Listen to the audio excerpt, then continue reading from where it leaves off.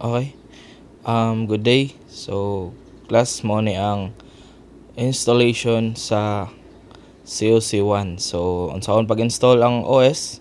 So, mo ni siya ang client nato ato install. So, i-click lang natong next. Dayon install. Then i-wait lang nato siya until mahuman siya sa setup is starting. So, while waiting, yun na nilang gini siya. Waton lagi nato. So, ato na i-checkbox diri ang accept the license terms. Then, next. Then, nami papilian diri ang upgrade and custom. So, ato man buhaton kay mag-partition ta. So, ato i-click ni si custom.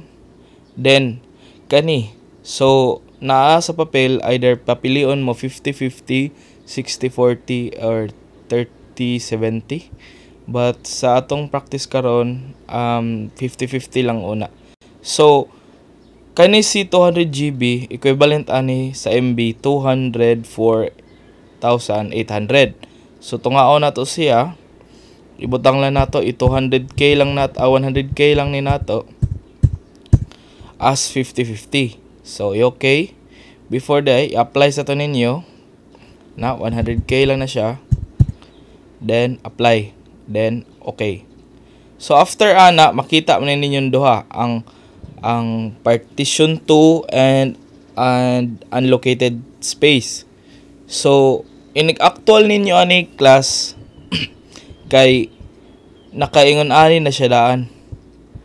Ako say apply ka jud na mo makita daan ingon ani mga primary system nga na. So, actual. So, inyo lang ni i-delete, anaw lang ninyo i-delete, delete, and this delete.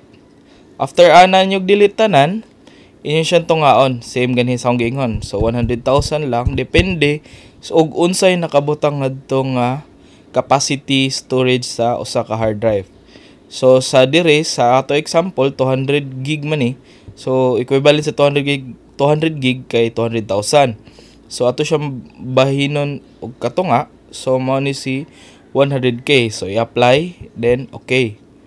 After ana, ato ni siyang i-format kaning first one, kaning partition 2. Format, i-click ra ni diri ubos. Then, ang kani i-for inyo lang nimo, then apply, then i-click ang next. Ang kinalasan may mo i-click la sa next. Then, mag-wait na dayon ta until mahuman og install ang ato ang client nga operating system.